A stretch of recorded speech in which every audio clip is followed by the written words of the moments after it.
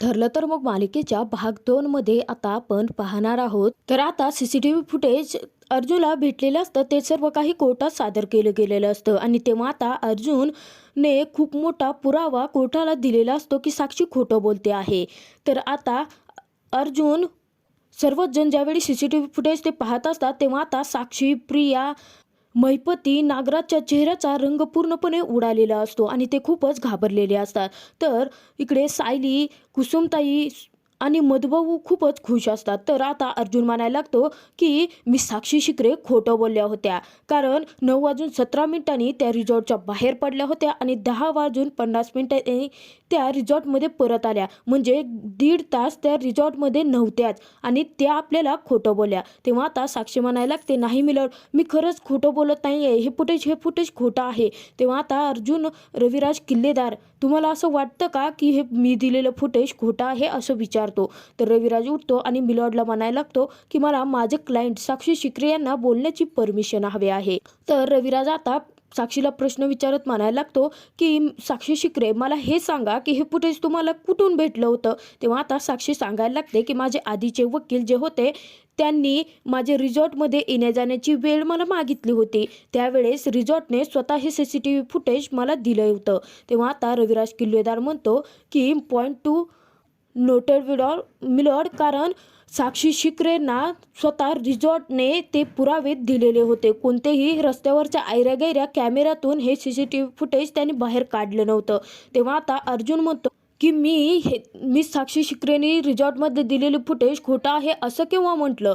मी तर फक्त हे प्रूफ करून दाखवलं आहे की 9:17 ज्या साक्षी शिकरे बाहेर गेल्या होत्या, ज्यांनी सांगितलं कोर्टामध्ये की 2:46 त्या बाहेर पडल्या होत्या आणि जर 1.5 तासाचा मध्ये गॅप त्यांनी घेतला होता, त्या तिथून गायब झाल्या होत्या. म्हणजेच तिथून आता आश्रम फक्त 10 मिनिटाच्या अंतरावर आहे. मग आता त्या स्वतः त्या वेळामध्ये आश्रमात जाऊन विलासचा खून करून परत त्या रिसॉर्टमध्ये आल्या आणि पार्टी करायला लागल्या. तेव्हा आता रविराज म्हणतो की मी हे अजिबात मानत नाही मिलॉर्ड. तेव्हा आता रविराज म्हणत असतो की माझी क्लायंट खोटं बोलतच नाही आहे आणि माझ्या यावरती विश्वास आहे आणि माझे क्लायंट जे काही म्हटले आहे ते सर्व काही पुरावे तुम्ही नोट करून ठेवा. त्यानंतर अर्जुन साक्षीला विचारायला लागतो की मग तुम्ही इतका 1.5 तास कुठे गेला होता, तुम्ही ATM शोधायला गेला होतात का. साक्षी इतकी प्रचंड हायपर होऊन गेलेली असते की ते अर्जुनला आता मोठ्या आवाजाने म्हणायला लागलेले असते की मी कुठेही गेलेले नव्हते, मी तिथेच होते. तेव्हा आता अर्जुन म्हणतो, नाही ATMमध्ये जायला म्हणजे हां, तुम्ही ATM शोधायला गेला असाल, परंतु ATM तर जवळच आहे. म्हणजे ज्या रिसॉर्टमध्ये ट्रान्झॅक्शन कॅश ऑन डिलिव्हरीमध्ये होऊ शकतं ना, म्हणजे कॅश पेमेंट तुम्ही करू शकता, कारण तिथे आता मॅन्युअली रजिस्टरमध्ये तुमचं नाव लिहिलं गेलं होतं. तेव्हा आता साक्षी परत तेच सांगत असते, हायपर झालेली असते आणि म्हणायला लागते की मी कुठेही गेलेले नव्हते. तेव्हा आता अर्जुन म्हणतो, औषध आणायला गेला होता का, परंतु औषध कशाला, की तुम्ही ड्रिंक फूड काही, परंतु ते तर रिसॉर्टमध्येच असेल. अर्जुन आता साक्षीचं काहीच ऐकून घ्यायला तयार नसतो आणि साक्षी म्हणत असते की मी कुठेही गेलेले नव्हते, मी रिसॉर्टमध्येच होते आणि हे CCTV फुटेज खोटं आहे. तेव्हा आता अर्जुन म्हणतो, मी साक्षी शिकरे, तुम्ही जाऊन बसू शकता. तर आता साक्षीला कळतच नसतं की अर्जुन आता काय वागतोय, काय बोलतोय आणि काय त्याला प्रूफ करायचं आहे. तेव्हा आता अर्जुन ने सांगायला लागतो, मिलॉर्ड, माझ्याकडे आता हे साक्षी शिकरे खोटं बोलत आहेत याचा दुसरा आणखीन एक पुरावा आहे आणि तो लगेचच आता समीरला बोलवून घेतो. जो समीर वाळके, जो साक्षीचा मित्र असतो आणि ज्यावेळी समीर कोर्टात हजर होतो त्याच वेळी मात्र आता पूर्ण केसला वेगळीच दिशा लागलेली असते. साक्षी, महिपती, प्रिया, नागराज पूर्णपणे आता या केसमध्ये अडकलेले असतात आणि अर्जुनने अशी एकही वाट शिल्लक ठेवलेली नसते की ते तिथून मार्ग काढून पळून निसटून जाऊ शकतात. आता समीर तिथे आल्यानंतर अर्जुन आता त्याला प्रश्न विचारायला लागतो. तर आता अर्जुन कोर्टाची माफी मागायला लागतो आणि म्हणतो की मला माहिती आहे की त्याचं नाव लिस्टमध्ये नाही आहे त्या साक्षीदाराचं, परंतु तो समीर नाव अजिबातच समोर आणत आहे. आणि अर्जुन म्हणायला लागतो की हा साक्षीदार असा साक्षीदार आहे की जो या केसला एक वेगळीच दिशा, एक वेगळंच वळण देऊ शकतो. आणि त्याच वेळी आता समीरचं नाव ऐकता क्षणी तिकडे खूप मोठा गोंधळ उडालेला असतो साक्षीच्या मनात. तर प्रिया सुद्धा प्रचंड घाबरलेली असते. तर आता सायली आणि कुसुमताई मात्र खूपच खुश असतात. तर आता अर्जुन समीरला विचारतो की तुमची ओळख, तुमचं नाव. तेव्हा आता समीर सांगतो की वाळके, मी एका रिसॉर्टचा मालक आहे. तेव्हा आता अर्जुन म्हणतो, तुमची खरी ओळख तर अजून कोर्टाला सांगितलेलीच नाही आहे ना. तुमची खरी ओळख आहे समीर वाळके, म्हणजेच साक्षीचा मित्र, हो ना? तेव्हा आता समीर म्हणतो हो. अर्जुन म्हणतो, ज्या दिवशी म्हणजे CCTV फुटेज तुमच्याकडूनच मिळालं आहे, म्हणजे ज्या दिवशी विलासचा खून झाला त्या दिवशी तुम्ही जी साक्षीसोबत पार्टीमध्ये होता, तेव्हा आता तुम्ही मला सांगा की साक्षी 1-1.5 तासासाठी आता रिसॉर्टमधून गायब झाल्या होत्या की नाही? तेव्हा आता समीर म्हणतो, तो अडखळत लागतो. तेव्हा आता अर्जुन म्हणतो, बोला बोला, घाबरू नका, बोला. तेव्हा आता समीर सांगतो की हो, साक्षी 1.25 तासासाठी 1.5 तासासाठी गायब होती, परंतु ती कुठे गेली होती, कशासाठी गेली होती हे काही मला माहिती नाही आहे.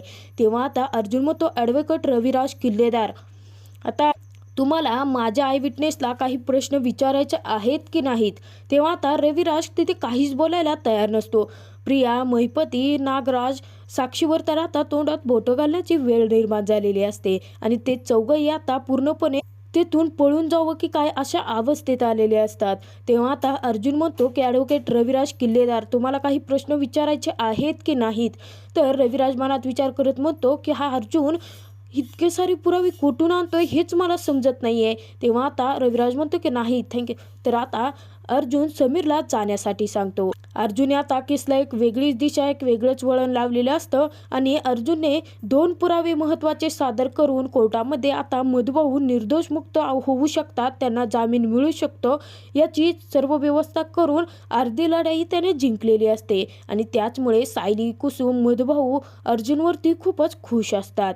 परंतु साक्षी अडकली आहे, यामुळे आता चैतन्य मात्र खूपच डिस्टर्ब झालेला असतो. तर अर्जुन आता कोर्टाला म्हणायला लागतो की मी परत एकदा साक्षी शिकरे यांना विटनेस बॉक्समध्ये बोलवण्याची परमिशन मागतो. तेव्हा आता साक्षी आलेली असते. तर अर्जुन म्हणतो, आता तुम्ही सांगा मिस साक्षी शिकरे की आता 1.5 तास तुम्ही जर रिसॉर्टमधून गायब झाला होता तर तेव्हा कुठे गेला होतात? तेव्हा आता साक्षी म्हणायला लागते, खूपच घाबरून गेलेली असते, ततपप करायला लागते आणि म्हणते, कदाचित मी समीर म्हणाला तसं बाहेर गेले असेल. तेव्हा आता अर्जुन म्हणतो, शार्प मेमरी आहे तुमची, म्हणजे प्रत्येक गोष्ट तुमच्या लक्षात राहते ना. मग आता मी गेलेच नव्हते या वाक्यावरून कदाचित मी बाहेर गेले असेन इथपर्यंत पोहोचलात तुम्ही. तेव्हा आता साक्षी म्हणते, परंतु याचा अर्थ असा होत नाही ना की मी खून केला आहे विलासचा. तेव्हा आता अर्जुन म्हणतो की याचा अर्थ असा होतो की तुम्ही खूप साऱ्या गोष्टी कोर्टापासून लपवून ठेवल्या होत्या. मग आता ही गोष्ट सुद्धा तुम्ही लपवून ठेवली असेल की तुम्ही वात्सल्य आश्रम मर्डर केसमध्ये इन्व्हॉल्व आहात, तुम्ही वात्सल्य आश्रमात गेलाच होता, ही गोष्ट तुम्ही लपवून ठेवलेली आहे. आणि कशावरून आता तुम्ही खोटं बोलताय की खरं बोलताय हे कशावरून ठरवायचं? अर्जुनच्या या वाक्यावरती आता सायली, मधुभाऊ आणि कुसुमताई खूपच खुश असते. अर्जुनने अर्धी लढाई तरी जिंकलेली असते आणि महिपती, साक्षी आणि प्रियाला नुसतं सळो की पळो करून सोडलेलं असतं. तर आता अर्जुन सुद्धा खूपच भडकलेला असतो आणि कोर्टात मोठ्या मोठ्याने साक्षीवरती ओरडत म्हणायला लागतो, सांगा मिस साक्षी, कशावरून तुम्ही आश्रमात गेलाच नव्हता? सांगा, आन्सर मी, मला बोला, उत्तर द्या. आता अर्जुनला साक्षीला बोलतं करायचं असतं. तेव्हा आता रविराज उठतो आणि म्हणायला लागतो की माझे प्रतिस्पर्धी वकील माझ्या क्लायंटसोबत मिसबिहेव करत आहे. मी मान्य करतो की माझ्या क्लायंट साक्षी शिकरे या रिसॉर्टमधून 1.5 तास गायब होत्या, परंतु आता त्या कुठे गेल्या होत्या, कशासाठी गेल्या होत्या याचे सर्व पुरावे मी कोर्टासमोर हजर करेन. परंतु ॲडव्होकेट सुभेदारांना सुद्धा तुम्ही आता याचे पुरावे सादर करण्यासाठी सांगा की मी साक्षी शिकरे या आश्रमात गेल्या होत्या आणि त्यांनीच विलासचा खून केला आहे. तेव्हा आता मिलॉर्ड म्हणायला लागतात की जसं सुभेदार वकिलांनी साक्षी शिकरे रिसॉर्टमधून 1.5 तास गायब होत्या हे जसं प्रूफ करून दाखवलं आहे, त्याचमुळे आता साक्षी शिकरे त्या आश्रमामध्ये गेल्या होत्या याची शक्यता नाकारता येत नाही आणि त्याचे पुरावे आता अर्जुन सुभेदारांनी कोर्टाला द्यावे.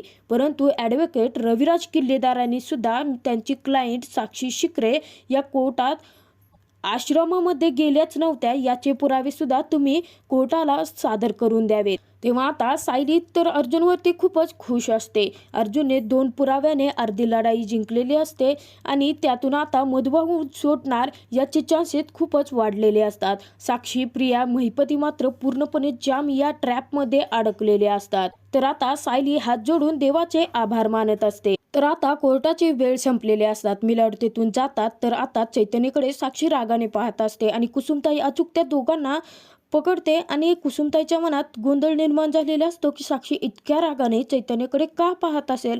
त्यानंतर आता सायली, अर्जुन, कुसुमताई मधुभाऊंना भेटतात आणि आता मधुभाऊ म्हणतात, जावई बापू तुम्ही तर आज खरंच खूप मोठी कमालच केली. म्हणजे मी खरं बोलतोय आणि साक्षी खोटं बोलते हे तुम्ही आता सिद्ध करून दाखवलं. तेव्हा आता सायली खूप खुश असते आणि म्हणायला लागते, हो मधुभाऊ, आता ती वेळ दूर नाही आहे जेव्हा हे तुम्हाला आता लवकरात लवकर बाहेर काढतील. तेव्हा आता अर्जुन म्हणतो, आपण अशी आशा करूया आणि मधुभाऊ तुम्ही काळजी करू नका, मी तुम्हाला लवकरात लवकर बाहेर काढेन. तर इकडे आता साक्षी, प्रिया खूपच घाबरलेल्या असतात आणि प्रिया इतकी घाबरलेली असते ती साक्षीला म्हणायला लागते, त्या रिसॉर्टमधलं CCTV फुटेज तू मॅनेज केलं, परंतु मूर्खासारखी त्या रस्त्यावरच्या कॅमेऱ्याच्या समोरून आलीस आणि ते CCTV फुटेज तुला सगळं मॅनेज करता आलं नाही, एवढी अक्कल नव्हती का. तेव्हा आता नागराज म्हणतो, एवढं काही झालेलं नाही आहे, कशाला काळजी करतेस तू. त्यावर आता साक्षी म्हणते, आता काय तुम्ही मला फाशी देण्याची वाट बघणार आहात का.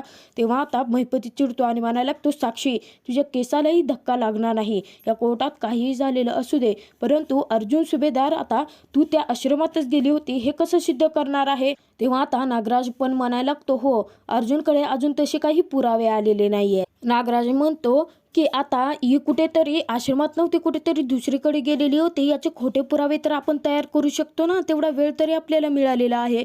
तेव्हा आता प्रिया घाबरते आणि म्हणायला लागते की कितीही खोटे पुरावे जरी आपण सादर केले ना तर तो अर्जुन सुभेदार सोडणाऱ्यातला नाहीये.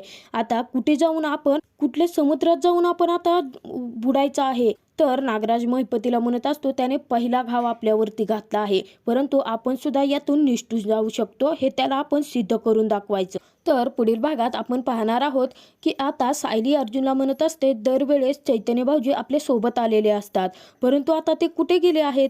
कारण प्रत्येक वेळी केसच्या बाबतीत जे काही झालेलं असतं त्याच्यावरती आपण सर्वजण मिळून चर्चा करतो ना, परंतु ते आता इथून गायबच आहेत. तर इकडे आता चैतन्य साक्षीच्या कारमध्ये असतो आणि साक्षीला म्हणायला लागलेला असतो की तू ओरड, मला मार हवं तर, परंतु प्लीज माझ्याशी बोल, अशी गप्प नको राहू. इतक्यातच आता कुसुम, अर्जुन आणि सायली तिघेही चहा पिण्यासाठी तिथेच नेमकं साक्षीच्या कारजवळ आलेले असतात. तर आता अर्जुन, सायली आणि कुसुमताई चैतन्याला साक्षीसोबत पाहणार का, आणि पाहिल्यानंतर अर्जुन आता चैतन्यासोबत काय करणार हे आपण येणाऱ्या भागातच पाहणार.